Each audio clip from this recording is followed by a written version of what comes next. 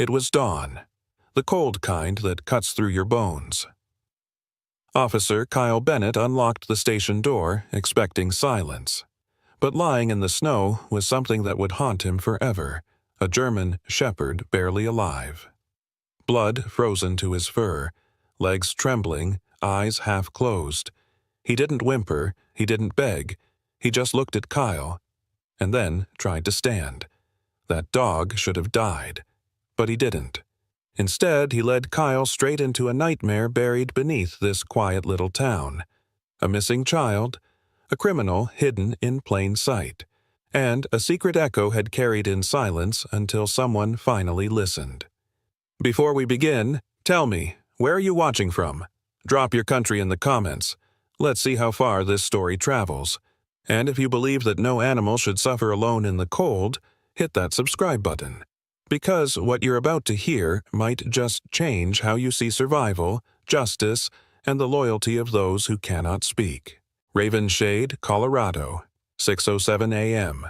Heavy snow, wind chill, 12 degrees. The snow had fallen all night, blanketing the small mountain town of Ravenshade in a heavy silence. By morning, the main street was nothing more than a white corridor of buried porch steps, shuttered storefronts, and flickering lamplights struggling to stay alive against the howling wind. The kind of morning where breath turned to crystal before it left your lips, and even the birds had given up on song. Officer Kyle Bennett pulled into the parking lot of the Ravenshade Police Department in his weather-worn SUV, headlights cutting through the white veil.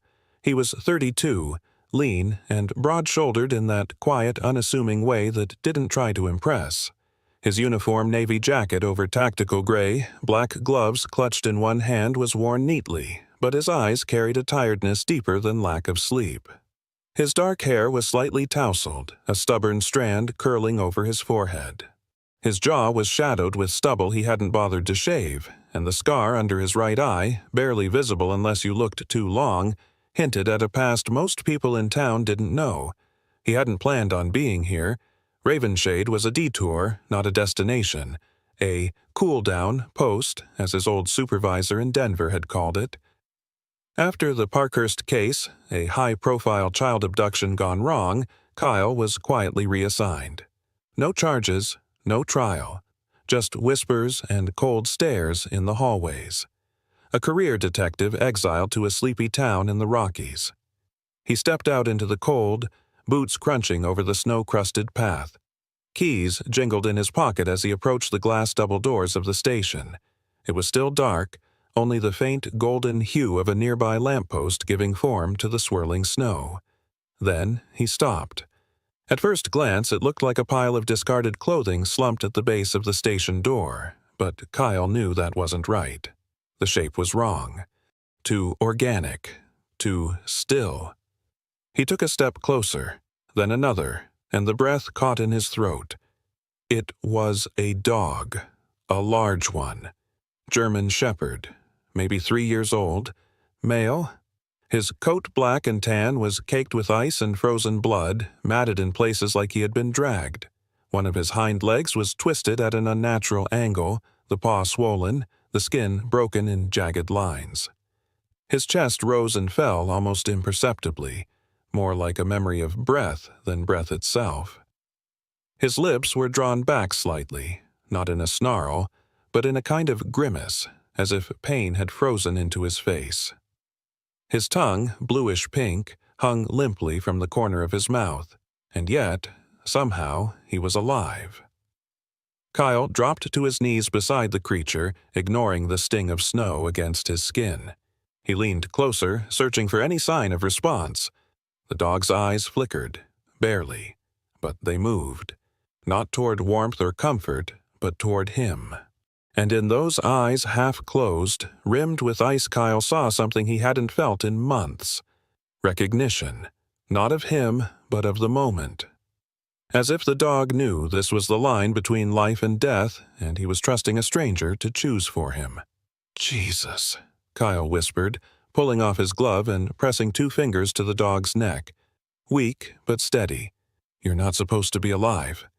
He slipped off his jacket, wrapped it around the dog's torso carefully, mindful of the broken leg, and lifted him gently. The body was frighteningly light hollow feeling, as if bones and skin were all that remained. As Kyle carried him inside, the dog's head lolled against his chest, a shallow warmth pressing faintly into his ribs. Inside the police station, everything was dark and empty, lit only by the blue glow of the exit sign above the far hallway. He laid the dog on a folded wool blanket near the radiator in the back office. Immediately, he cranked the heat, then opened the supply cabinet for the emergency first aid kit. Gauze, saline, towels. The back door swung open minutes later with a gust of wind and the sharp tap of boots on linoleum. "You left the damn door unlocked again," a sharp voice echoed through the station. Kyle didn't look up. "It wasn't unlocked. I opened it." Chief Mildred Hall 61, tall and stern with silver hair tied back in a no-nonsense bun, stood in the hallway with her arms crossed. She wore the same uniform she had for 25 years, neat and pressed, with the same sharp eyes that had once belonged to a street patrol officer and never lost their edge. Mildred was not a woman who softened easily. Life in the Rockies, 2 divorces, 3 blizzards, and a shooting that left a bullet near her spine had made sure of that. Then she saw the dog. "What the hell is that?" Kyle glanced up. "A victim." "You can't keep animals in here, Bennett." "I'm not keeping him," Kyle replied evenly. "I'm saving him." She didn't answer for a beat. Just looked at the creature on the blanket, his sides heaving shallowly, blood dried along his haunches. Then she exhaled, sharp and irritated. "You're not here to fix the world. This isn't Denver. You're supposed to lay low, remember?" "I'm not here to fix the world," Kyle said. "Just him." Mildred rubbed her temple, muttered something about paperwork and liability, and walked away. Kyle turned back to the dog, now partially wrapped in a towel. "You hear that?" he murmured. "You're officially my first violation in this town." The dog didn't respond, but his eyes twitched. Kyle reached for the saline and began carefully cleaning the wounds. There was a cut along the ribs, deep, likely a blade, old bruises along the spine, possibly from a baton, a part of Kyle part he thought he'd buried after Denver started to piece things together. This wasn't a stray that wandered into the storm. This dog had been through something ugly. He finished wrapping the leg as gently as he could and whispered, "You're not a stray, are you?" The dog's ear twitched.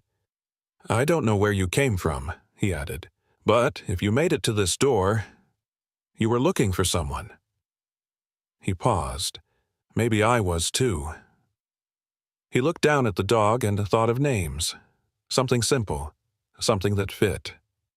Echo, not just for the voice that never spoke, but for what echoed in him now, a sound long buried, the sound of instinct, of duty, of not giving up. "You're Echo now," Kyle said quietly, "and we don't quit." Outside, the snow kept falling, silent, relentless, but inside that station, something had just started breathing again. The morning light crept slowly across the wooden floorboards of the police station's back office. It filtered through frosted windows in a soft golden haze, casting pale warmth over the bundled figure of the German Shepherd lying by the radiator. Echo hadn't moved much since Kyle laid him down, but his breathing had stabilized, slow, steady, and barely audible. Kyle sat on the edge of a nearby chair, sipping burnt coffee from a chipped Ravenshade PD mug, eyes never straying far from the dog. Every so often, Echo would twitch or grunt faintly in his sleep, like his body was reliving something it couldn't yet let go of. After nearly an hour of quiet observation and basic care, Kyle made the call. The veterinary clinic in Ravenshade was a modest structure tucked beside the general store just off Main Street. It was run by Dr. Grace Harmon, a 38-year-old single mother with a quiet strength and hands that never shook, even under pressure. Grace had auburn hair often pulled back in a messy bun, and a pale complexion peppered with freckles that gave her a permanently youthful look despite the wear of her profession. She was of medium height, lean from long days of lifting animals, with calm hazel eyes and a voice that always spoke 1 decibel softer than expected. something that soothed both animals and people alike. She had moved to Ravenshade 7 years earlier, after losing her husband in a car accident just outside Boulder. Since then, she had raised her daughter alone and poured herself into her work with a compassion so steady it had become the clinic's reputation. Grace arrived at the station within 30 minutes, her black SUV crunching over fresh snow. She stepped inside, bundled in a long gray coat with fur trim and a canvas bag slung over one shoulder. The moment her eyes landed on Echo, her expression changed from curiosity to concern, then to quiet resolve. "He's still alive?" she asked as she knelt beside him. "Barely," Kyle replied. Grace began her examination immediately, speaking softly as her gloved hands moved over Echo's battered body. She checked his temperature, lifted his lips to examine his gums, then gently probed the bruising on his flanks. As she lifted his hind leg and examined the splint Kyle had applied, she let out a small breath. Not quite a sigh, more like disbelief. "There are old injuries here," she said, her tone now clinical. "Scarring under the fur. Look at this rope burns, possibly a chain. This one here, across the ribs, that's a whip or belt. And this?" She paused and parted the matted fur at Echo's neck, revealing a faint, almost indistinguishable mark just below the skin, a small, circular burn with 3 jagged lines etched through it. "This isn't natural. That's deliberate branding." Kyle crouched beside her. "You've seen this before?" She nodded slowly. "Something similar. I did a rotation at a canine rehab shelter 2 years ago. We had a few dogs come in from out-of-state raids. Some had marks like this. Military or paramilitary training units use identifiers burned or inked under the fur illegally, of course, if it's not state-sanctioned. You're saying he was trained? Highly likely, and that he didn't get lost by accident." Kyle's stomach tightened. He looked at Echo, still unconscious but twitching gently under the blanket. Grace packed her tools back into the bag, then looked up at Kyle. "He needs fluids, antibiotics, x-rays. I can stabilize him, but I'd rather move him to my clinic. We can sedate him, get him properly assessed. Can you carry him?" Before Kyle could answer, a small voice floated in from the hallway. "Is that the dog you found?" A girl stood there, barefoot, pajama-clad, her curly red hair frizzing in every direction like a storm cloud. Lily Harmon, 6 years old, stood barely above Kyle's hip, wearing a sweatshirt 3 sizes too big that read "Mini Boss" across the chest. Her cheeks were flushed from sleep, and she clutched a faded stuffed bunny in one hand. "I told you to stay in the truck, Lily," Grace said gently. "But I heard him," Lily said, her eyes locked on Echo. She stepped closer, unafraid, and knelt beside the dog. Echo didn't stir until Lily reached out and laid a small hand lightly on his ear. Then, for the first time since being found, Echo exhaled with a low, rumbling sigh. His head shifted, just barely, toward her. Both Grace and Kyle froze. "I think he likes me," Lily whispered. Grace crouched beside her daughter, brushing a loose curl behind her ear. "He's very hurt, sweetie." "I know," Lily replied, "but I don't think he wants to go yet." Kyle watched the scene with something tangled in his chest. Not guilt, not hope, something heavier. Echo hadn't reacted to warmth, or safety, or Kyle's voice. But to Lily, a child with no authority, no badge, he'd reached out. Echo was still capable of connection. The dog was still in there. They moved Echo to the clinic within the hour. Grace wrapped him in warm towels and Kyle carried him carefully to the back of her SUV. Lily insisted on riding in the back seat, next to him, her hand resting on his paw the whole ride. At the clinic, Echo was placed under gentle sedation. Grace worked through the injuries, methodically setting the broken leg properly, cleaning out the gash under his ribs, administering fluids, and scanning for a microchip. There was no chip, but the burn near his neck remained. Kyle stood silently near the wall, arms crossed, watching every procedure. His mind raced, not just with questions about Echo, but with memories from Denver, of the missing canine units no one ever found, of leads that dried up, of nights staring at the precinct board, wondering why it all went quiet too fast. Echo wasn't just a victim. He might be a witness. Kyle didn't realize Grace was standing next to him until she spoke. "He has nightmares," she said. "Even under sedation. Twitching, whimpering. I don't know what he's seen, but it's in there, and it's not gone." Kyle nodded slowly. "Good. I want it to stay." She raised an eyebrow. "That's a strange thing to say." Kyle looked through the glass into the recovery room, where Echo lay wrapped in a thermal blanket, Lily sitting just outside the door watching with solemn focus. "If it stays," he said, "then maybe we'll figure out where he came from, and what he was running from." The snow outside had stopped falling, but something darker had just begun to surface. The clinic was dark and still, save for the gentle hum of heating vents and the occasional creak of old wooden beams reacting to the night's deepening cold. Outside, snow fell in heavy sheets, cloaking the town of Ravenshade under another silent white blanket. The temperature had plummeted to single digits, and wind whispered against the windows like a warning from the trees. Inside the recovery room, Echo lay in a heated pen still, but no longer unresponsive. The swelling in his leg had started to recede. The stitched gash along his ribs was clean and healing, but it wasn't just his body that had begun to stir. His eyes moved beneath closed lids, his breathing shifted with subtle changes, and his ears sometimes flicked at sounds too soft for humans to hear. Kyle had stayed late, seated in the adjacent room with his boots off and a worn file folder open on his lap. The folder contained 3 printed reports, each from the last 4 months, concerning animal attacks reported in the outer residential edges of Ravenshade. 2 dogs missing, 1 found dead, all written off as accidents. Mountain lions, coyotes, nature doing what it did. But now, Kyle wasn't so sure. He looked over at the glass partition that separated him from Echo just in time to see the dog's head lift slightly. Then both ears shot up. In the next instant, Echo was on his feet, limping still but upright, and his body went rigid. Kyle stood. "Echo!" The dog turned toward the door, growled low in his throat, then let out a sharp, guttural bark, once, twice. Then without hesitation he lunged forward. Kyle rushed after him, nearly tripping over his chair. Echo was faster than expected, even injured. He barreled through the recovery room's back door, past the sleeping front desk and into the open street, nose to the wind, tail high and alert. Kyle threw on his coat and boots in seconds, grabbed his flashlight and keys, and took off into the snow-covered night. Echo didn't run aimlessly.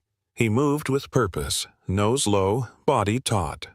Kyle followed him through side alleys, past shuttered shops, and into the back roads that led out of town roads most didn't use this time of year. The snow was knee-deep in places, and Echo began to slow, his body fighting both the elements and the pain still stitched into his skin. But he kept going, always forward. They arrived at the base of Hollow Ridge, a stone outcrop on the east end of Ravenshade. A narrow trail wound upward toward a line of trees now half buried in snowdrift. Echo paused only once, turning back to look at Kyle as if to ask if he was ready to see what came next. Kyle nodded silently.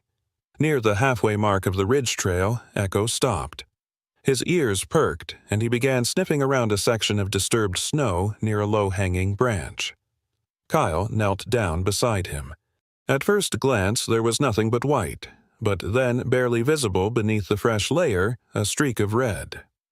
Blood, not old, not brown, still bright and tacky, and next to it a torn piece of nylon fabric likely from a collar, not Echo's, a different brand, a different dog.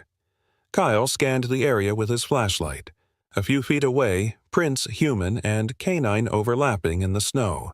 The human steps were deep, staggered, uneven. The dog prints were closer together, pressed hard into the ground like it had been dragged, or was resisting. He reached for his radio but remembered he'd left it charging at the clinic. "Echo," he whispered. The dog had gone still again.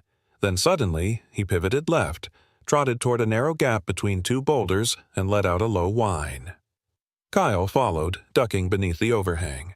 Inside the shallow rock crevice, nearly covered by broken branches and fresh snow, was a crude makeshift shelter-torn tarp, bones, half-chewed kibble, and urine-soaked fabric.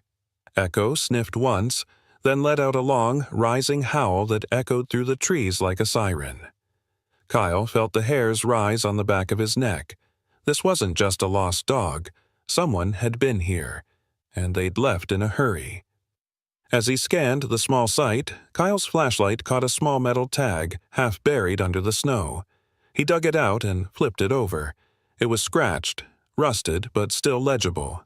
K9 Unit, Bravo 17, do not separate. He stared at it for a long moment. This wasn't wildlife. This was targeted. Before he could process further, Echo let out another bark, this one aimed into the forest beyond the ridge. Kyle turned his flashlight in the same direction and saw, faint, nearly lost in the snow-new footprints. Recent, heading north. Someone had been watching. They were close. Kyle scanned the ridge, memorizing the terrain. He would have to come back better prepared. For now, he had enough. He placed the metal tag in his coat pocket, gathered the torn fabric, and whistled for Echo. The dog limped back, his breath forming clouds in the frigid air. They started back toward town in silence, snow swirling harder now. A storm was coming. At the station, Kyle dropped the items into evidence bags. Mildred had returned to work early, and when she saw him walk in covered in snow, with blood on his boots and Echo limping at his side, she raised an eyebrow but said nothing at first. "You went out," she finally muttered, "with a recovering animal, in a snowstorm, alone." Kyle placed the evidence bag on her desk. He wasn't recovering. He was leading. She looked down at the bag, her eyes narrowed. "That a canine tag?" Kyle nodded. "From a dog no one's reported missing. Yet." Mildred took a breath. "You really think this connects to—" "I think we're not looking hard enough," he cut in, "and I think Echo knows more than we do." She didn't argue. Echo, curled by the heater, let out a long sigh and shut his eyes. The snow had softened under a rare mid-morning sun, creating a deceptive calm across Ravenshade. Sidewalks dripped, icicles melted into tiny avalanches, and for the first time in weeks, the station's windows gleamed without frostbite. Inside, Kyle sat at his desk, turning the K9 tag over in his fingers for the 20th time. The embossed letters, Bravo 17, were worn but intact, a small detail, yet heavy with implication. Echo lay on the office rug behind him, head resting on his front paws. Though still limping, he'd grown more alert, his ears always tilted toward sound, his eyes tracking every movement with the quiet focus of a trained sentinel. He didn't bark unnecessarily. He didn't beg. He simply observed. The door opened with a cheerful jingle that didn't match the man who entered. He was tall, over 6 feet, with a long frame draped in a sand-colored wool coat, the lapels creased sharply. His boots were black leather, well-polished, and left barely a mark on the drying floor. He removed his gloves slowly, one finger at a time, and tucked them into his pocket before pulling off his dark sunglasses. His hair was dark gray, slicked back, and his face lean, angular and tanned from a sun that didn't belong to this region, held an ageless, unreadable calm. Dixon Keller. He smiled like someone used to making deals in rooms with locked doors. "Good morning, officer," he said in a voice smooth as lacquered wood. "Name's Keller. Dixon Keller. I just got into town and heard there's a German Shepherd being kept here, one that fits the description of a dog that went missing from one of my transport units." Kyle stood, instantly guarded. "Transport units?"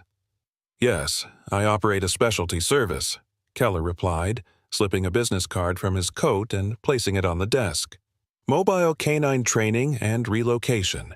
I work with private security firms across the Midwest, sometimes with law enforcement, sometimes private clients." His smile lingered, deliberate. Kyle didn't pick up the card. "And what does that have to do with my dog?" "Well, if the reports are true, and I believe they are, it sounds like you found one of mine," Keller said, finally glancing down at Echo.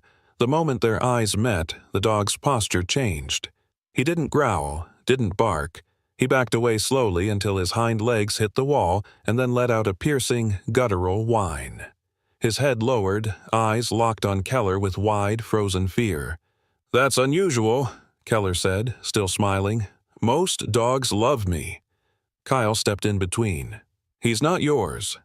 "You sure about that?" Keller's eyes flashed, then softened. "Look, Officer Bennett, I'm not here to stir trouble. I've got permits, contracts, and a paper trail. If the dog is who I think he is, his real owner will want him returned, and that owner might not take kindly to delays." "I'm sure they won't," Kyle said evenly, "but until I confirm this dog belongs to anyone other than himself, he stays." Keller stared at him. The smile remained, but something behind the eyes shifted, like a curtain fluttering just enough to show what was hidden. Then he nodded, slow and cordial. "Very well. I'll be at the Greystone Lodge for a few days, just in case you change your mind." As he turned to leave, he paused beside Echo, who hadn't moved from the wall. "Funny thing about dogs," he murmured. "They always remember who trained them." And then he walked out. Kyle waited until the door shut before kneeling beside Echo. The dog was still trembling subtly, like a muscle spasm that wouldn't stop. His gaze never left the door. "That's what fear looks like," Kyle whispered. Back at his desk, he finally picked up the business card. Embossed letters read, "Dixon Keller, Canine Behavior and Tactical Solutions." A phone number. No website, no address. Kyle opened his laptop and began searching. There was nothing in standard databases, no registered business license in Colorado, no official certification records under the name Dixon Keller. But then he went deeper cross-referencing the name with known aliases from a shared FBI database he still had limited access to. And there it was. Richard Dixon Keller, former private contractor. Multiple sealed cases with the Department of Defense. A flagged name on 2 investigations involving illegal canine procurement and unlicensed behavioral modification, the nice term for animal torture. A red flag flashed on screen. Ongoing surveillance subject. Contact lead agent for escalation. Kyle exhaled through his nose. He printed the file and tucked it under a manila folder marked Active. He wasn't ready to share it with Mildred, not yet. Not until he had more than instincts and a shaking dog to back him. Later that afternoon, Kyle took Echo outside for a slow walk behind the station. The snow was melting in patches now, revealing earth and gravel, remnants of earlier footprints long washed away. Echo limped beside him, tail low but not tucked, cautious but moving. As they passed the alley behind the hardware store, Echo froze. A black SUV was parked just beyond the dumpsters. Its windows were tinted. Engine running. Kyle turned and it drove away slowly, no license plate visible on the rear bumper. Echo let out a low growl. Kyle didn't need confirmation. Keller wasn't just here to reclaim a dog. He was watching. Waiting. Back inside, Kyle sat Echo down, knelt before him and ran a hand slowly along the dog's neck. His fingers brushed the faded brand again, the twisted scar shaped like a jagged R. Not part of any registered canine unit he'd ever seen. "Who were you before all this?" he whispered. Echo didn't answer, but his eyes, calmer now, focused locked onto Kyle's as if willing him to understand without words. The air in the station was heavier than usual, thick with a silence that hummed beneath the fluorescent lights. Kyle sat hunched over his desk, staring at the thin glass vial in his hand. Inside it was a fragment no larger than a fingernail of what used to be a microchip. It had been lodged just beneath Echo's skin, nearly erased by scar tissue and time. Grace had found it during a follow-up scan at the clinic, and now Kyle was sending out inquiries to every contact he still had from his time in Denver. He was running out of options and patience. Across the room, Echo lay curled on a navy fleece blanket. Though still nursing his injured leg, he had become visibly stronger. His gait had steadied. His eyes followed Kyle wherever he moved. But even more than his body, it was his mind that had started to wake. He responded now to the word Echo, and came when Kyle gave a soft whistle.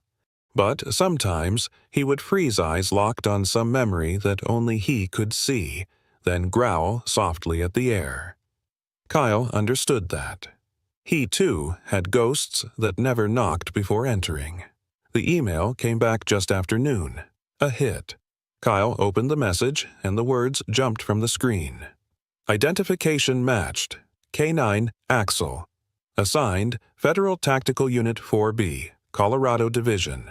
Reported missing 6 months ago. Presumed dead. It felt like a punch to the chest. He scrolled down to the attachment A report filed by the handler in charge of the unit. The document was redacted heavily, but one name kept appearing. Sergeant Noah Rayburn, Senior K9 Instructor, retired. Kyle grabbed his phone and dialed the number listed under Last Known Contact.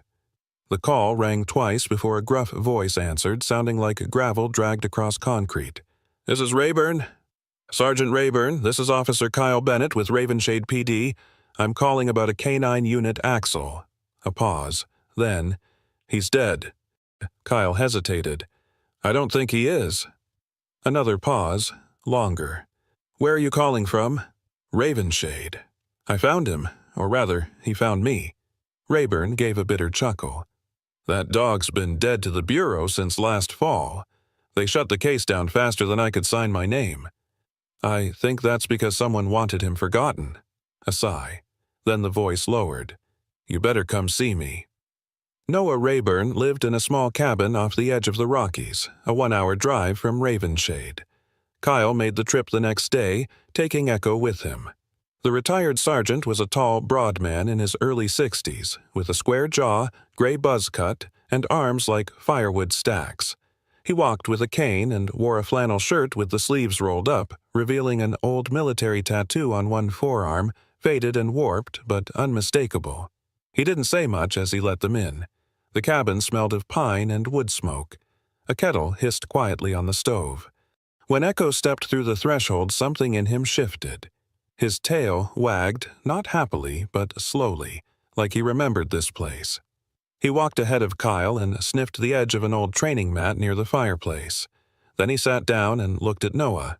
"I'll be damned," Noah said, voice breaking just slightly. "Axel." Kyle let the moment settle. Then he asked, "What happened 6 months ago?" Noah sank into a leather armchair, the cane resting against his knee. "We were executing a raid on a property out near the border. Suspicion of trafficking people and dogs. Axel was part of the lead unit. There were 3 other dogs on the team. We got in, and then everything went to hell." "What do you mean?" "I mean someone tipped them off. They were waiting. We lost the signal to all 4 dogs. The backup team never made it inside. By the time we cleared the perimeter, everything was burned. Records, gear, even the tags. And Axel? Gone. We assumed the worst. We weren't allowed to pursue. The Bureau sealed the report. Insufficient evidence, they said. Bullshit. It was buried." Kyle glanced at Echo, who had laid down beside the mat, his eyes half closed. "He's carrying more than scars, Sergeant. He's remembering something." Rayburn nodded solemnly. "He always had a memory like steel, and instincts sharper than most humans I've met. He never let go of what mattered." Kyle stood. "I need your help. If there's anything you can tell me about his training, how he was marked, how he might respond." Rayburn raised a hand. "I'll do better. I'll give you my file. Off the record." He walked to a desk, opened a drawer, and pulled out a manila folder. Inside were pictures. Axel as a pup, in training, during simulations, in full tactical gear. And then a final photo. Axel alongside a wall of evidence crates, one paw resting on a duffel bag filled with narcotics. His eyes were the same. Still Echo. Still watching. Kyle drove back in silence, the file on the passenger seat, and Echo curled in the back, his head resting on a flannel blanket. But as they pulled into the town, a thought jabbed at his chest. If someone went to this much effort to erase Axel, who else were they willing to bury? That question gained weight when Kyle arrived at the school to pick up Lily, only to find her teacher waiting outside with a concerned look. Her name was Miss Paige Lanning, A kind-hearted elementary teacher in her late 20s with soft features, wide blue eyes, and a motherly warmth that made children gravitate toward her. She wore thick glasses and pastel sweaters that clashed slightly with her confident stride and organized energy. "She's fine," Miss Lanning said quickly. "But I wanted to let you know there was a man parked outside the school this morning. Black SUV, windows tinted. He never approached the building, but he stayed there for almost 20 minutes before driving off." Kyle's pulse quickened. "Did Lily see him?" "I don't think so, but I made sure she was with me the whole time." Kyle nodded, jaw tightening. "Thank you." He walked to the car, hand instinctively reaching for the grip of his holstered weapon. Echo sat in the front seat now, alert, as if sensing something wrong. Kyle opened the door and looked at the dog. "You're not the only one they're watching anymore."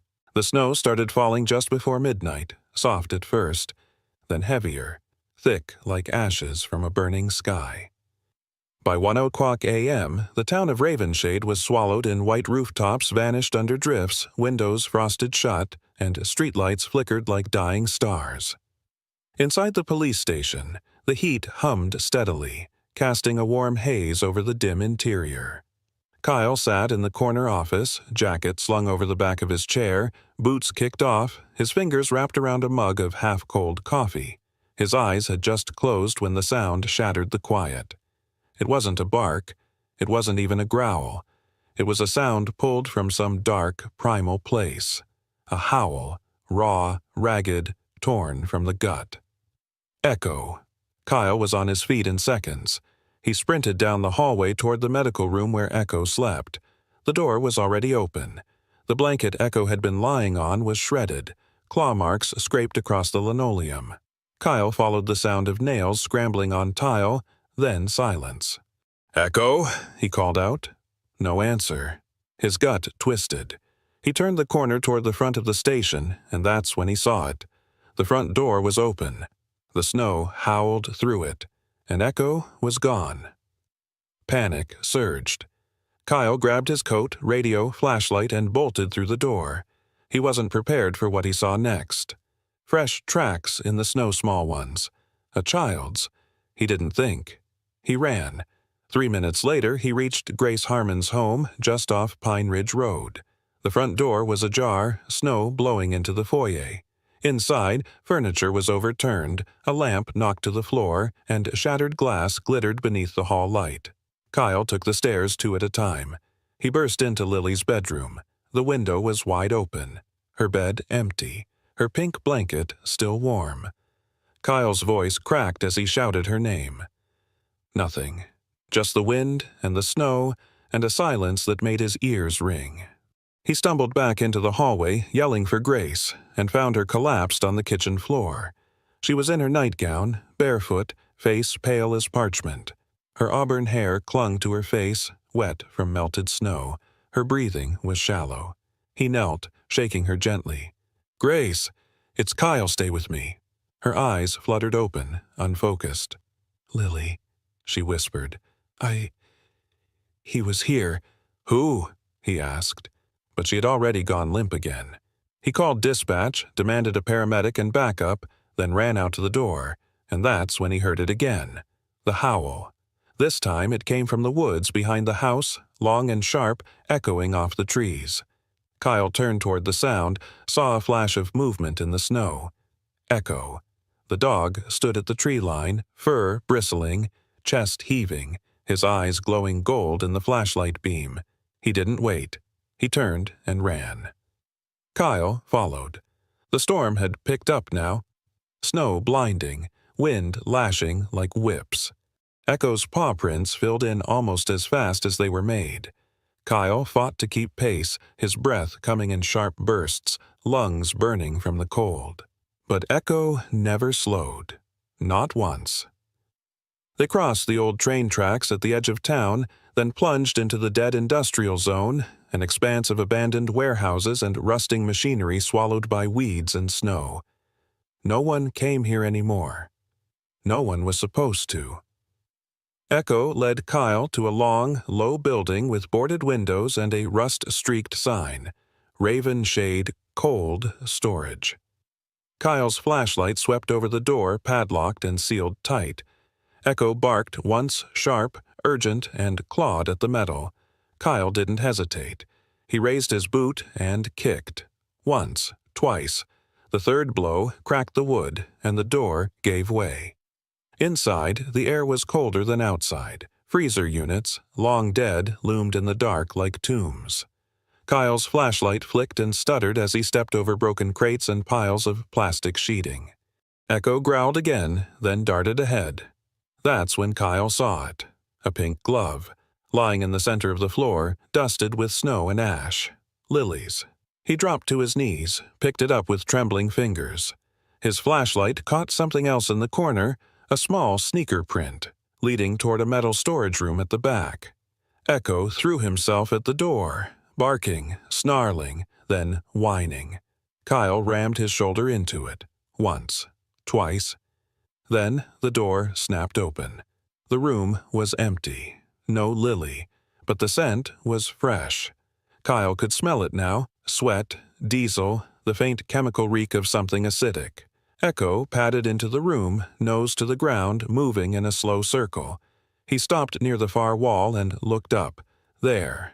A ventilation shaft. Barely wide enough for a child to crawl through. Its cover was open. A single strand of Lily's red hair clung to the edge. Kyle stumbled back, heart thudding. They were on the move. He radioed the station. "Officer Bennett. I've got signs of Lily Warehouse 5 at cold storage. Vent access breached.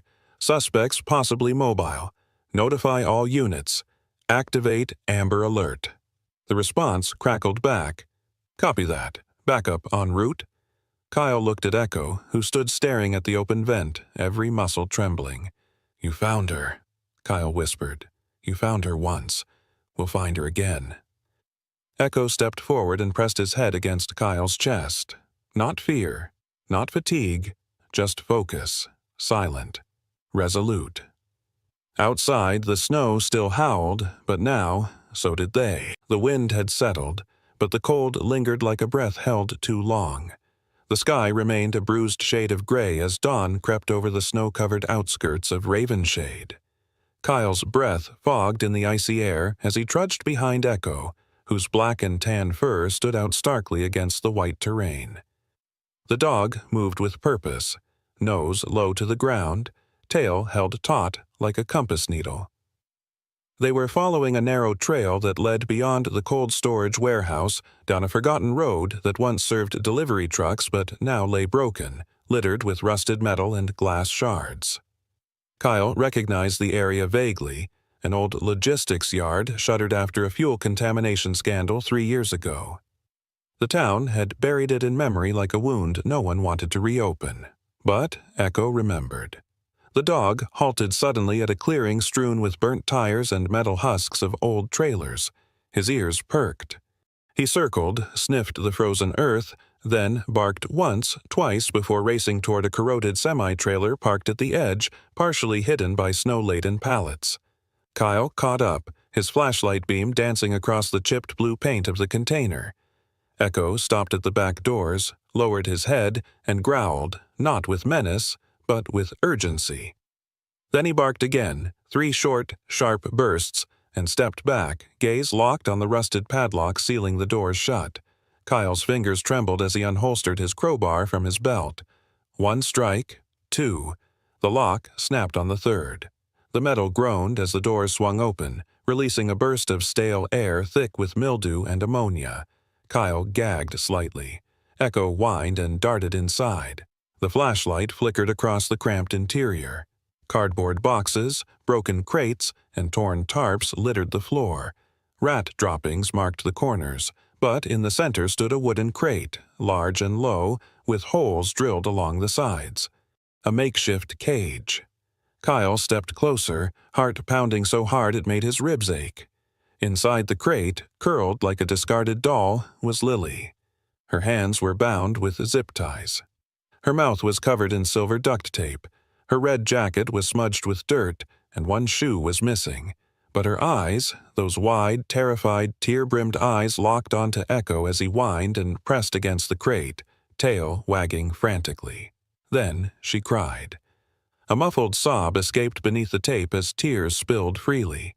Kyle dropped to his knees, fingers fumbling with his knife, slicing the plastic restraints and gently peeling away the tape. Lily's lips were dry and cracked, but she threw her arms around Kyle's neck with surprising strength for a girl so small. "Shh, it's okay," he whispered, holding her to his chest. "You're safe now. I've got you." But it wasn't Kyle she buried her face into.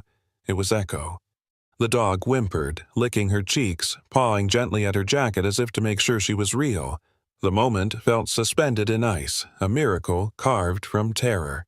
Kyle scooped her up in his arms and stood, his legs weak, throat tight. He shone his light across the rest of the trailer. What he saw chilled him more than the snow outside. Metal cages, lined against the walls. Some were dented. Others had dried blood on the latches. Chains, shock collars, and bite sticks lay in a bin nearby. A flickering light bulb dangled from a cable overhead, likely powered by a generator Kyle hadn't seen yet. The floor had scratch marks, desperate ones. It was a place of training, or rather, breaking. Kyle turned toward the door. "Let's get out of here." But as he stepped outside, his boot crunched on something. A boot print. Clear, heavy, and recent. He crouched and examined it. Deep tread. Worn heel. The same pattern he'd seen at Grace's property. The one half hidden beneath the snow near the broken window. Keller. The memory of that smug face returned his leather gloves. His attempt to reclaim Echo with falsified documents. The way Echo had cowered behind Kyle instead of confronting him. This wasn't just about stolen dogs. This was a system. Organized. Hidden. And now it had reached into Kyle's town. Into Grace's home. Echo stood beside him, alert but calm. His tail low and steady. The dog looked up at Kyle as if waiting for the next move. Kyle gave a short nod. "Let's finish this." They returned to the station an hour later. Grace, wrapped in a paramedic's thermal blanket, sobbed openly as Kyle placed Lily in her arms. The girl clung to her mother, whispering through chattering teeth, "Echo found me, Mommy. He never stopped."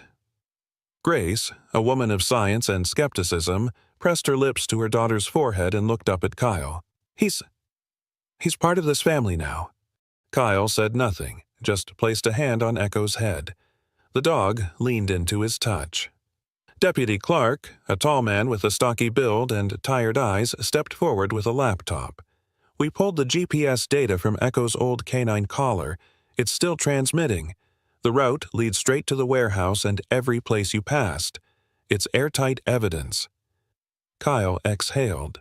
"Send it to the task force. We're going to bury Keller's whole operation." Clark nodded. "Already on it." In the station's evidence room, Kyle unrolled a map of the surrounding counties, marking every location connected to stolen canines, missing children, and rogue trainers. The red pins began to form a pattern, a loop, and Ravenshade had become the latest point. Echo sat beside the map, watching. Silent, still, but very much alive. The snow had begun to melt. Ravenshade, once buried under silence and frost, now stirred with new breath. The headlines came first. Illegal canine trafficking ring dismantled in quiet mountain town, followed by the vans, reporters, and state agents. One by one, every location flagged by Kyle's investigation was raided. Keller had tried to run, vanishing into the woods 2 nights before the sweep, but Echo had tracked him down beneath a collapsed rail tunnel, too weak to resist, too cold to hide. Now, all was still. Kyle sat on the porch of the station house, the winter sun dull against his badge. It had been returned to him 2 days ago, along with a handwritten note from Captain O'Hara, his former CO. "You were right to follow your gut. You always were." The letter had come with an invitation return to the Special Crimes Division, lead a canine unit again, head a task force. But Kyle didn't answer. He just looked out across the street, where Lily was racing Echo through a stretch of melting snowbanks.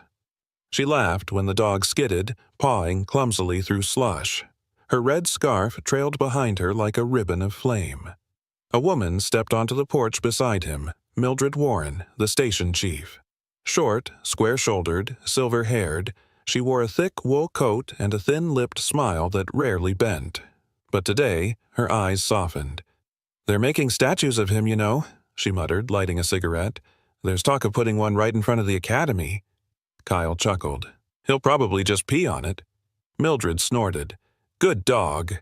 They stood in silence, watching as Lily threw a stick and Echo bounded after it like a puppy, tail wagging. His wounds had long healed. His fur was glossier, thicker, but some scars remained white lines beneath his coat, an occasional tremor in his back legs during thunderstorms. Yet what lingered most wasn't physical. It was trust. Echo no longer flinched at the sound of raised voices. He slept beside Lily's bed now, often curled at her feet like a silent guardian. The nightmares she'd had after the abduction had faded, soothed by Echo's presence. Kyle leaned back. "I'm not leaving, Chief." She gave him a side glance. "Didn't think you would. Town likes you now. Damn near considers you one of theirs. They like Echo." "Well, yeah." She exhaled a stream of smoke. "So do I." Across the yard, Grace Harmon emerged from her clinic. Her sandy hair was tied up in a bun, and her cheeks were flushed from the cold. She waved at Kyle, and he returned it, quietly grateful. She'd changed too, softer in voice, more open in her kindness. The trauma had broken something in her, but Echo and Lily had stitched her back together. Later that day, at the community hall, the entire town gathered. The mayor, a rotund man with an unshakable fondness for buffalo plaid, stood before a handmade podium and cleared his throat. "Today," he said, "we celebrate not just the closing of a dark chapter, but the light that led us out." Echo, seated beside Kyle on the stage, tilted his head at the applause. He wore a blue K9 vest, freshly embroidered with gold thread. Honorary Search and Rescue, Ravenshade Division. Lily stepped up shyly, holding a plaque carved from pine. "This is for Echo," she said, her voice small but clear, "because he saved me, and because he saved other kids, and because he never gave up, even when no one heard him." She knelt, placing the plaque in front of him. Echo sniffed it, then licked her face, sending a wave of laughter through the hall. Then came the final announcement, one Kyle hadn't expected. Grace took the microphone. "Thanks to community support and donations from across the country," she said, "we're founding the Echo Fund, a nonprofit that will train rescue dogs specifically for high-altitude and snow-zone deployments. In honor of the dog who taught us all that survival isn't about strength, it's about connection." The room rose in applause. Kyle looked down at Echo, who simply blinked, calm and present, as if he knew. That evening, as the town grew quiet and lights dimmed, Kyle walked alone with Echo up to the ridge above Ravenshade. The stars shimmered through the thinning clouds. Snow still coated the trees, but spring whispered in the wind. Kyle sat on a bench once used by logging crews and pulled out a faded photo. It was of him and his old canine partner Duke, the one who'd been lost in action before Kyle was reassigned. He held the photo for a long while, then looked at Echo. "You brought me back, you know that?" he said softly. "I was done, burned out, couldn't save anyone." Echo moved closer, resting his head on Kyle's knee. "But then you showed up, and now this town has a future. Lily has a future. And so do I," he exhaled. "You're more than a partner, Echo. You're the last guardian.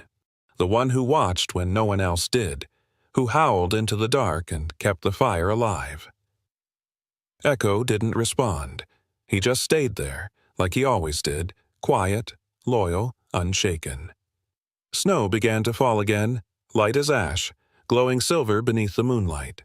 Kyle looked up, let it land on his face, and for the first time in years, felt peace. Sometimes God doesn't send thunder or angels with wings.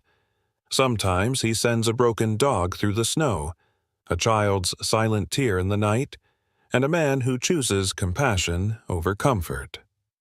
Echo was more than a rescue. He was a miracle wrapped in fur and pain, A second chance delivered in the form of loyalty. In a world full of darkness, this story reminds us there is always a light. Sometimes it barks, sometimes it howls, and sometimes it leads us home. If you believe that every soul, human or animal, deserves love, healing, and a chance to matter, then don't just scroll past. Share this story. Comment where you're watching from. Type Amen if you believe in miracles. And subscribe because someone out there needs to hear this. May God bless you and every creature who walks beside you.